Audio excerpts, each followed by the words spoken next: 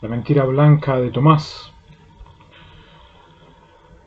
Análisis bíblico por Obelisco Guay, en North American y en Sudamérica. En esta mañana voy a analizar, a la luz de las Sagradas Escrituras y de la teología contemporánea, mediante un diccionario en el cual han participado estudiosos, tengo entendido según un informe también ángeles teocráticos, los cuales tienen mucho valor a la luz de lo que sucede en estos tiempos modernos. Pablito clavó un clavito. ¿Qué clavito clavó Pablito? Un dicho que unos individuos me decían reiteradamente, primeramente Miguel en mi cabeza, posteriormente otros individuos lo repetían verbalmente en mi cara, y posteriormente los ambientes guay también jocosamente decían ese concepto. Siempre en lo más tierno de mi mente, en la niñez, y quedaba resonando por toda mi cabeza qué clavito había clavado Pablito.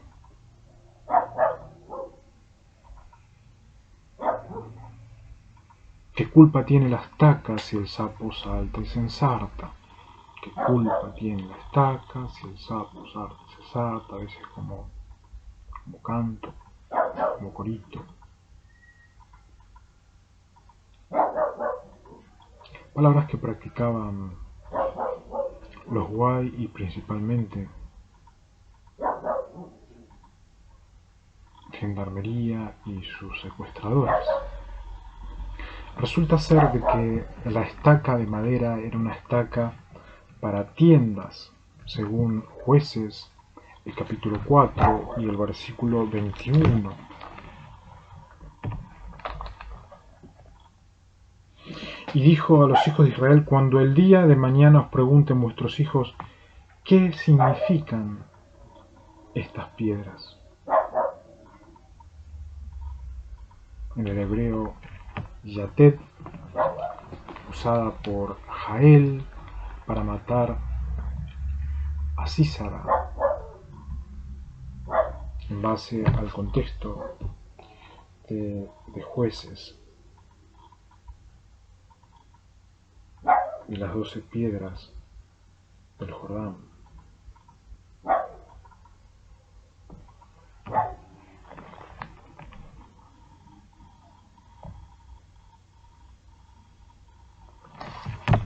Resulta ser de que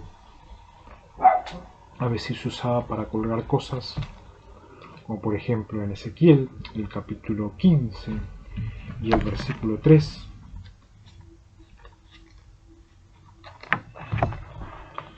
Tomarán de ella madera para hacer alguna obra, tomarán de ella una estaca para colgar algo de ella. Se utilizaba como percha, por eso es que Santa Fe había documentado algunos cómplices del 9/11 y insistían de que iba a quedar hecho percha, hecho percha, hecho percha. La historia de los clavos es una historia de muchos años, no de muchísimos, de muchos años, donde hay una intencionalidad de destrucción. Esa intencionalidad de destrucción es lo que debemos parar, eliminar y sobre todas las cosas también ir dejando de manejar la posibilidad de la venganza, donde todo tipo de interpretación bíblica era con propósitos de venganza. El desengaño duele muchísimo, como que se saca un clavo, pero hay que enfrentar el desengaño y hay que analizar el desengaño para no persistir en las mentiras blancas de Tomás. Según Isaías, el capítulo 22 y el versículo 25, Aquel día, dice Jehová de los ejércitos, el clavo hincado en lugar firme será quitado, será quebrado y caerá. La carga que sobre él se puso se echará a perder, porque Jehová ha hablado. Los transportistas utilizan mucho: he dejado la carga, llevo la carga, me dedico a cuestiones de carga, de cargamento. La policía maneja mucho esos términos. Estaban refiriendo posiblemente proféticamente a lo que iba a pasar con los ladrones en la cruz. La carga del pecado iba a ser llevada por cada uno de ellos y se echaron a perder. Uno principalmente se echó a perder. Muchas reflexiones de cómo fueron engañados todos los hombres a lo largo de la historia por practicar el pecado, y cómo el pecado fue carcomiendo la historia de la vida, tanto así de que algunos llegaron a la muerte de cruz. Se comparó a Eliaquim, a un clavo, a una clavija, hincado en un lugar firme sobre el que colgarán toda la honra, el peso, el valor de la casa de su padre. Los clavos se fijaban en la pared. Eliaquim, un descendiente hebraico,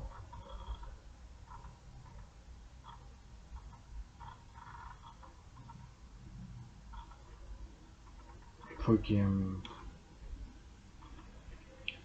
tuvo que ejemplificar qué era lo que proféticamente iba a suceder.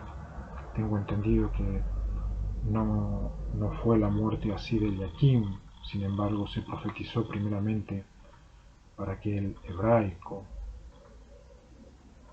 la cuña o la espiga metálica, yatet en hebreo, es para hundir una madera u otros materiales a fin de mantener algo hundido.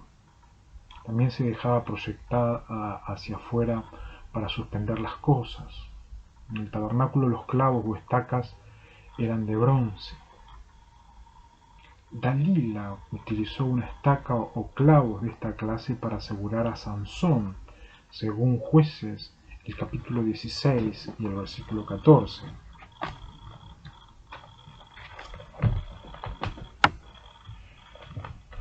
Ella las aseguró con las estacas y luego gritó: Sansón, los filisteos sobre ti. Despertando él de su sueño, arrancó la estaca del telar junto con la tela.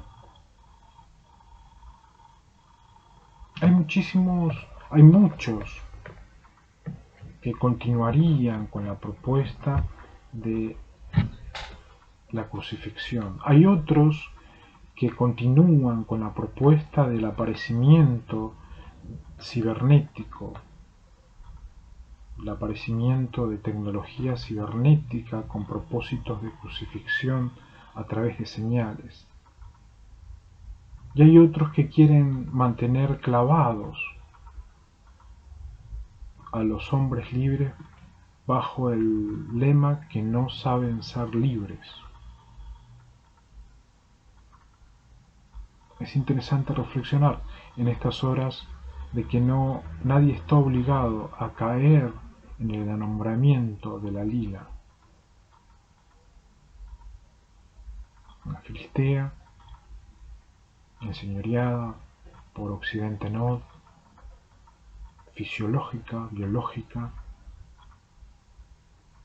que casi terminó con la honra total de aquel hombre, Sansón, alguien que había gustado de la justicia y llegado a ser juez.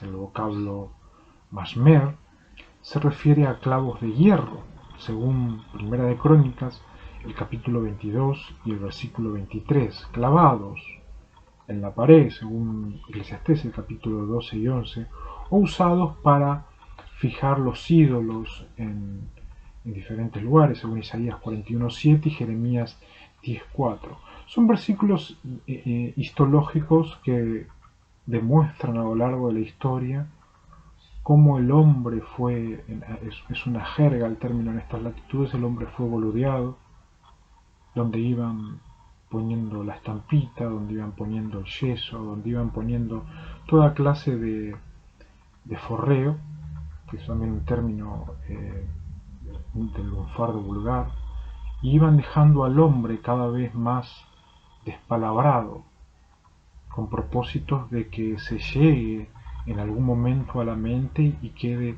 clavado y enclavado. Por eso es que algunas veces me dicen enclavado por England, y aunque recuerdan que me he tirado de trampolines de más de 15 metros de alto, de cabeza, para demostrar de que no tengo ningún miedo de enfrentar los clavos, pareciera de que no quisieran parar los enclavados. Insto a no seguir fijando ídolos en diferentes lugares con clavos. Insto también a las ferreterías a preguntar ¿para qué necesita los clavos? ¿De cuántos tarugos necesita? ¿De cuánto espesor necesita los clavos? ¿Para qué? ¿Para madera o para verificar que los individuos no estén siendo usados para fines de burla, que es el propósito principal de los monstruositios y las cárceles? Se han encontrado clavos en muchos sitios palestinos, entre ellos el Tel Jabud Hawan, una antigua ciudad portuaria allá cerca del monte Carmelo, donde posiblemente en Israel y en otros lugares tengan algunas evidencias específicas al respecto. No obstante, en la época del Nuevo Testamento se usaron clavos para fijar las víctimas en la cruz, atravesándoles las manos y los pies. Dice Juan, el capítulo 25, el capítulo 20 y el versículo 25.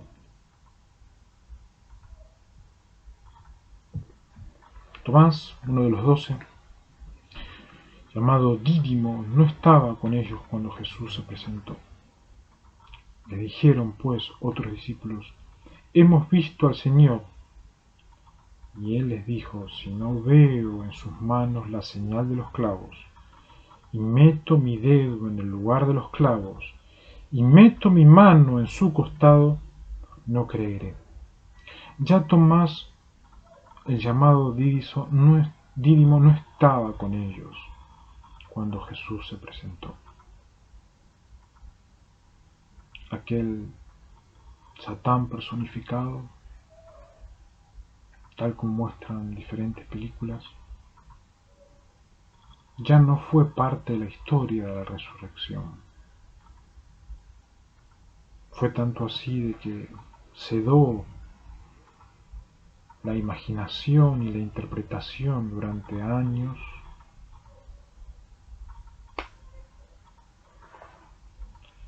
y endureció la mente de muchos, donde hombre era aquel que pensaba ver para creer.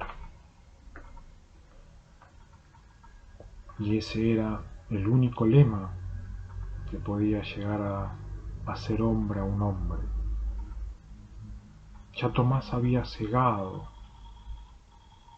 la mente de los discípulos, ya Tomás había quedado cegado por haber sido usado, no por el Señor, sino por quienes tenían propósitos diferentes a la misión. Ya no se había presentado entre los discípulos.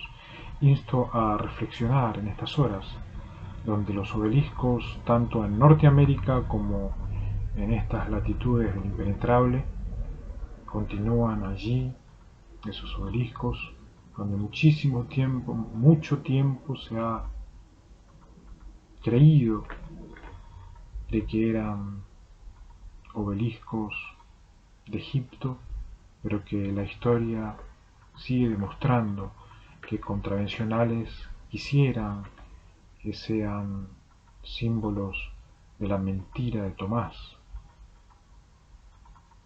como símbolos de señales para hacer cadenas, para mantenerlos clavados, para mantenerlos enamorados, para mantenerlos colgando alguna estampita, para venderles bronce, venderles metal, letal, por bronce, y etcétera, etcétera, etcétera. Insto a ir más allá de los proyectos hecho percha. Insto a poder pensar en un discípulo como alguien que es lector de las Sagradas Escrituras y que busca hacer la voluntad de Dios con propósitos de honrar a la propia familia y de esa manera a las propias naciones. Que tengan un buen día.